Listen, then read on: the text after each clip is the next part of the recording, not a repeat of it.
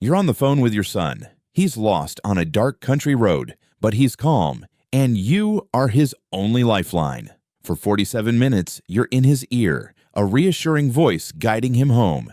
You believe everything will be okay. But in the space of a heartbeat, a sudden cry of panic cuts through the connection. Oh shit. Silence. That was the last time anyone ever heard from 19-year-old Brandon Swanson. He disappeared mid-sentence, stepping out of a phone call and into oblivion. For years, one of the most extensive searches in Minnesota history has yielded absolutely nothing. No body, no belongings, not a single trace. It raises a terrifying question. How does a person completely vanish? This is the story of America's most brutal cold case.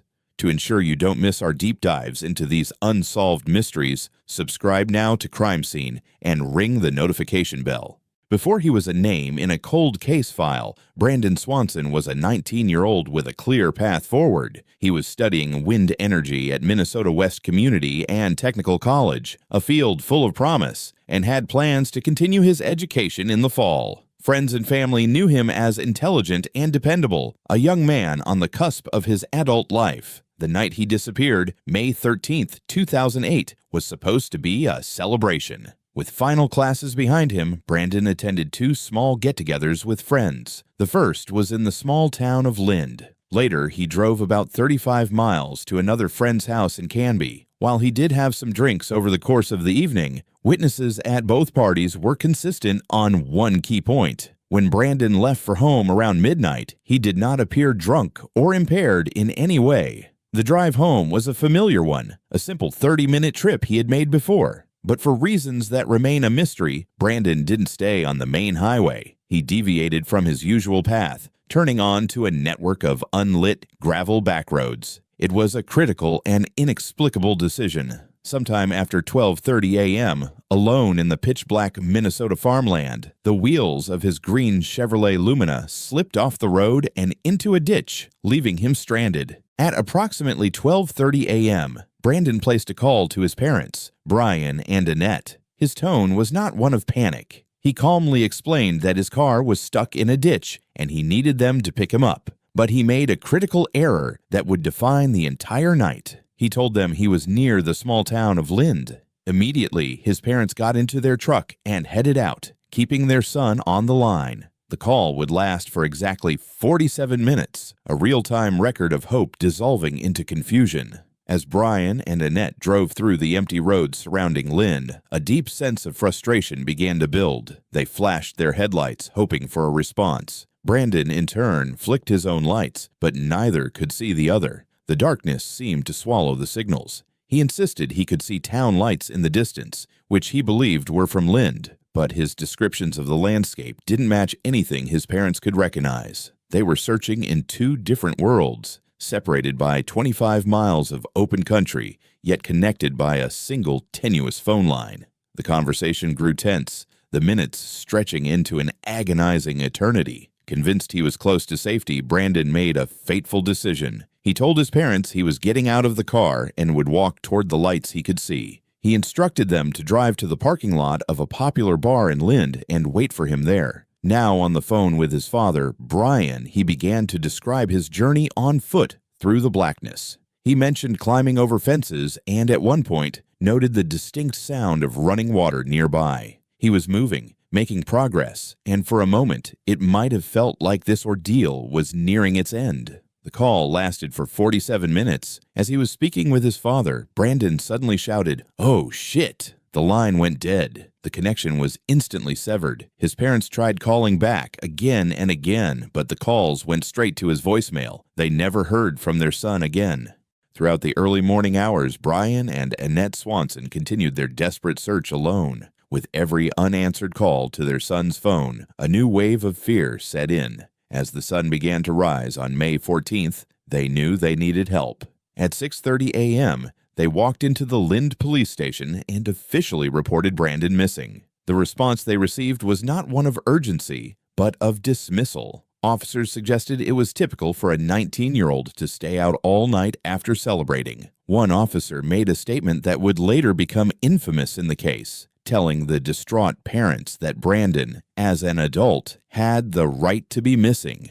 This attitude meant a formal large-scale search was not immediately launched. Precious hours were evaporating. A family's worst nightmare was made infinitely worse by the very people sworn to protect and serve. Have you ever felt completely dismissed in a moment of crisis? Let us know in the comments if you've ever had to fight to be heard. This institutional failure to act cost the investigation its most valuable and perishable resource, time. But while the search on the ground was stalled, a single piece of digital data was about to blow the case wide open and reveal the shocking truth of where Brandon really was. When law enforcement finally obtained Brandon's cell phone records, the data revealed a stunning discrepancy. The tower that handled his 47-minute call wasn't near Lynd at all. It was located near Taunton, Minnesota. Brandon had been a staggering 25 miles northwest of where he thought he was. Armed with this new information, authorities raced to the location indicated by the cell phone ping.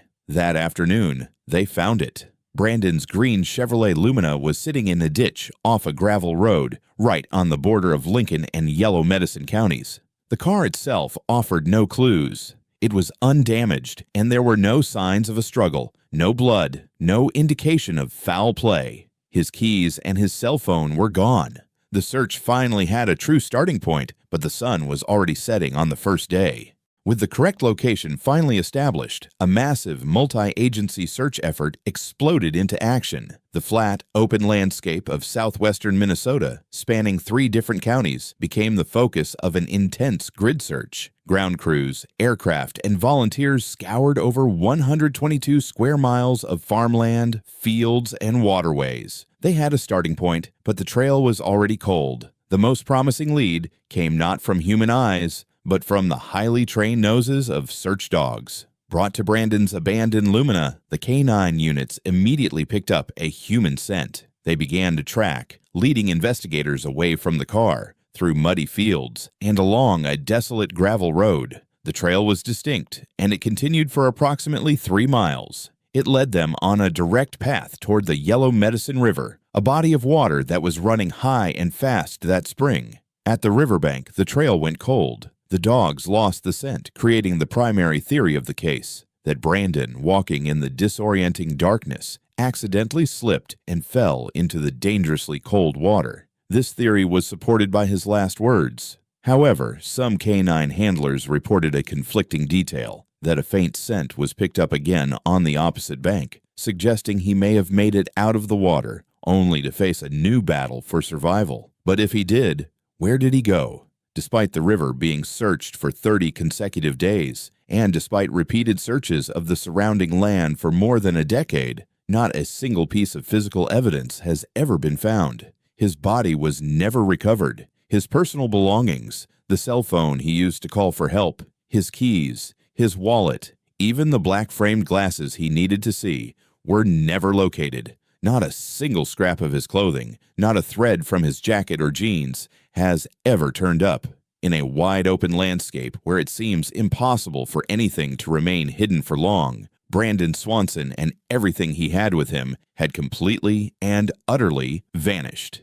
The trail goes completely cold at the river's edge. What do you think happened here? Let us know your theory in the comments below. And please hit that like button if you're finding this investigation as compelling as we are. The dismissive initial response from law enforcement left Brandon's parents with not only grief, but a burning sense of injustice. His mother, Annette Swanson, channeled her pain into a tireless campaign for change. She was determined that no other family would lose precious, critical hours in the search for a loved one because of outdated policies and dismissive attitudes. Her powerful advocacy led to the passage of a landmark piece of legislation in Minnesota in 2009. It was named Brandon's Law. The law fundamentally reformed how law enforcement must handle missing adult cases. It mandates that police must 1. Immediately accept a missing person report without any mandatory waiting period, and 2. Promptly conduct a preliminary investigation to determine if the person is endangered. This was a direct response to the critical flaws in the initial handling of her son's case. Brandon's Law has since been adopted in various forms by other states, creating a network of protection that did not exist for him. In the face of an unending mystery, this is Brandon Swanson's tangible legacy, a legacy of change that has undoubtedly helped bring other families the answers his own is still waiting for. More than a decade later, the case of Brandon Swanson is colder than the Minnesota night on which he disappeared. The story always comes back to the same haunting questions. What did that final panicked exclamation mean? Was it the slip of a foot on a muddy riverbank, the sudden glare of headlights, or an encounter with another person in the dark? How could he have been so profoundly lost, 25 miles from where he believed he was? And most importantly, how can a person, along with all their belongings, vanish without a single physical trace? For years, his parents left the porch light on at their home, a silent beacon in the night, a symbol of hope that he could still find his way back. Brandon Swanson walked into the darkness on the phone with his father, and then he simply stepped out of existence. The silence that followed his last words continues to echo across the flatlands, a haunting reminder of a family's unending search for answers. The search for Brandon Swanson is not over. If you have any information, please contact the Lincoln County Sheriff's Office. To help us keep stories like Brandon's from being forgotten, please share this video and subscribe to Crime Scene for more unsolved cases.